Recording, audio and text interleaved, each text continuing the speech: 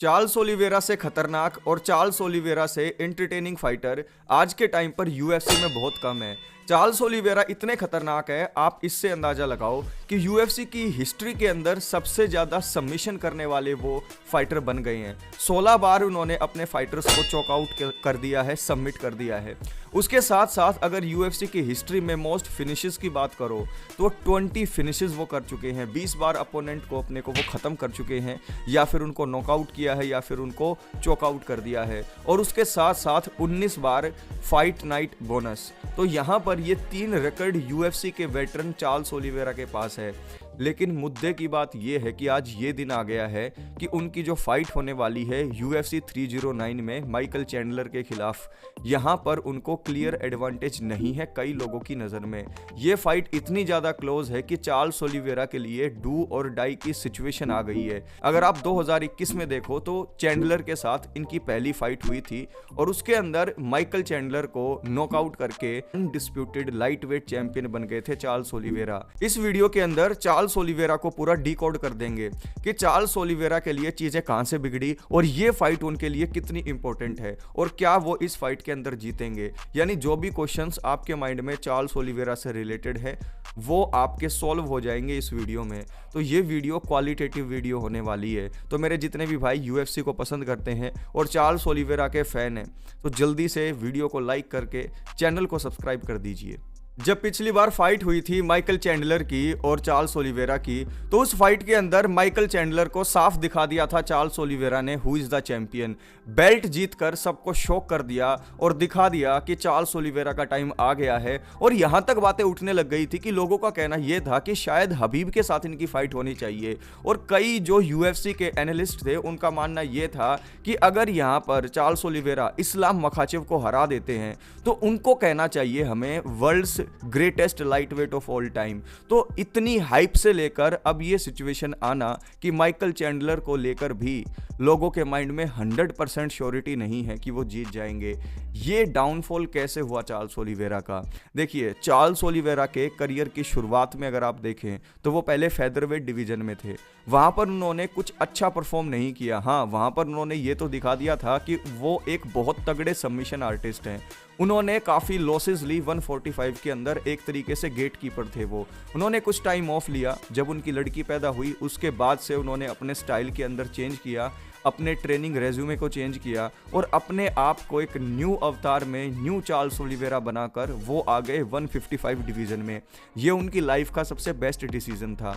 जैसे ही वो 155 डिवीज़न में आए उन्होंने एक के बाद एक फाइट्स को जीतना शुरू किया और यूएफसी की नज़र में वो तब आए जब उन्होंने केविन ली को हराया। उसके बाद उनकी फाइट फिक्स हुई टोनी फर्गसन के साथ, उन्होंने टोनी फर्गसन को हराया और उसके बाद वो अनडिनाइबल हो गए थे जब उनकी फाइट हुई टाइटल के लिए चैंडलर के साथ। तो फर्स्ट राउंड के अंदर एडवर्सिटी जो है उन्होंने झेली, फिनिश होते हुए वो बचे। लेकिन सेकंड राउंड के अंदर जैसे ही वो आए, चैंडलर को नॉकआउट करके वो बन गए यूएफसी के लाइटवेट चैंपियन। के पहला टाइटल डिफेंस उन्होंने किया डस्टिन पोरिये के खिलाफ और दूसरा जस्टिन गेची के खिलाफ। सबके माइंड के अंदर उन्होंने ये क्लियर कर दिया who is the best lightweight right now. तो यहाँ पर एंट्री होती है एक ऐसे फाइटर की जो चार्ल्स ओलिवेरा के लिए जो उनका करियर था उसको यू टर्न देने वाला था, और वो फाइटर हैं इस्लाम मखाचेव। इस्लाम मखाचेव ने यूएफसी 280 के अंदर मोस्ट हाइप्ड मैच, जो मैंने फाइट कार्ड अपनी मेमोरी के अंदर अगर मैं याद करने की कोशिश करता हूं तो यूएफसी 280 की बहुत ज़्यादा हाइप थी। बिल्कुल थी या नहीं, आप खुद बताओ। अगर थी तो कमेंट में बताना आप कितने एक्साइटेड थे उस फाइट के लिए। यूएफसी 280 में इस्लाम मखाचेव से टाइटल हारने के बाद चार्ल्स ओलिवेरा की नेक्स्ट फाइट फिक्स होती है बनील डारियूस के खिलाफ। यहाँ पर लोगों ने उनके ऊपर डाउट करना शुरू कर दिया था। यहाँ पर बनील डारियूस को नॉकआउट करके चार्ल्स ओलिवेरा ने सबके माइंड से इस डाउट को दूर कर दिया। फिर उनका एक और फाइट फिक्स होता है और वो होता है अरमान सारूकियन के खिलाफ। अरमान सारूकियन के खिलाफ जो फाइट थी वो बिल्कुल क्लोज फाइट थी। फाइट के इनिशियल राउंड को देखो या फिर जहाँ पर फाइट फिनिश हुई थर्ड राउंड के लास्ट मोमेंट्स को देखो, चार्ल्स ओलिवेरा वाज डोमिनेंट। लेकिन अरमान सारूकियन ने जिस तरीके से परफॉर्म किया वो फाइट जीत गई, इसको रॉबरी नहीं कह सकते। यहीं से चीज़ें साउथ की तरफ चलना शुरू हो गई चार्ल्स ओलिवेरा के लिए। क्यों? क्योंकि अगर आप उनकी एज देखें तो आज के टाइम पर है 35 ईयर्स ओल्ड, और मैं आपको बता दूं माइकल चैंडलर से वो 3 साल यंग हैं। 38 ईयर्स के हैं माइकल चैंडलर के लिए तो ये डू और डाई सिचुएशन थी ही, अब ये डू और डाई सिचुएशन बन गई है चार्ल्स ओलिवेरा के लिए, क्योंकि लाइट वेट डिवीजन में अगर आप लगातार 2 फाइट हार जाते हो तो आपको बाउंस बैक करने के लिए कम से कम 3 फाइट जीतनी पड़ती हैं। तो यहाँ पर चार्ल्स ओलिवेरा के पास जो टाइम बचा हुआ है वो है लगभग 1 से 1.5 साल। अगर अपने आप को बिल्डअप करने में वो 1.5 साल लगा देंगे ये फाइट हार कर, तो चैंपियन कब बनेंगे? तब तक तो काफ़ी नए फाइटर्स भी आ चुके होंगे और तब तक तो चीज़ें बहुत कुछ बदल भी गई होंगी। अगर आप इस टाइम पर देखो तो चार्ल्स ओलिवेरा लगातार 2 बार नहीं हारे हैं, पिछली फाइट वो हार गए तो अब उसको जीतना ही पड़ेगा, क्योंकि जब इस्लाम मखाचेव से वो हारे तो उनको अरमान सारूकियन की फाइट क्यों मिली, वो रेलिवेंट क्यों रहे? क्योंकि नेक्स्ट फाइट के अंदर बनील डारियुश को उन्होंने फिनिश किया। तो पिछली फाइट सारूकियन से वो हार गए हैं, अगर ये भी फाइट वो हार गए तो उनके लिए बहुत मुश्किल हो जाएगा 155 डिवीजन में एक बार फिर से चैंपियन बनना। तो यहाँ पर यह सिचुएशन हो गई है कि चैंडलर को हराना ही हराना पड़ेगा।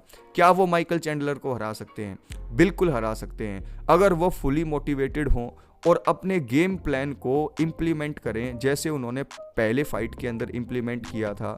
अगर वो फॉरवर्ड प्रेशर डालें माइकल चैंडलर के ऊपर शुरुआती राउंड से ही और उनको सीधा टेक डाउन का थ्रेट देते रहें, इस फाइट को इंटरटेनिंग बनाने की ज़रूरत नहीं है, क्योंकि ये फाइट जितनी 3 राउंड इंटरटेनिंग बनी रहेगी उतना ज़्यादा माइकल चैंडलर जैसे फाइटर को मौका रहेगा, क्योंकि वो किसी भी टाइम आपको नॉकआउट कर सकते हैं। इस फाइट को ग्राउंड पर लेकर जाएं और माइकल चैंडलर को अपने स्किल्स से सबमिट करें। That will be the great way for bounce back for Charles do Bronx Oliveira. क्या वो ऐसा कर पाएंगे? क्या आप श्योर हैं चार्ल्स ओलिवेरा जीतेंगे इस फाइट को, या फिर ऐसा होगा जो उन्होंने सोचा नहीं था? बेल्ट भी हार गए, 2 साल के अंदर पहली बार ऐसा हुआ कि वो पाउंड फॉर पाउंड की टॉप 10 की लिस्ट से बाहर हो गए हैं। क्या वो ऐसा डिजर्व करते हैं? नहीं। He deserve A devastating win, he deserve से नॉकआउट और submission in the first round. लेकिन क्या वो ऐसा कर पाएंगे? क्या वो सबमिशन और नॉकआउट निकाल पाएंगे? क्या वो जीतेंगे इस फाइट को? आपका क्या कहना है? नीचे कमेंट बॉक्स में कमेंट करके बताइएगा, और अगर ये वीडियो पसंद आई हो तो लाइक ज़रूर कीजिएगा।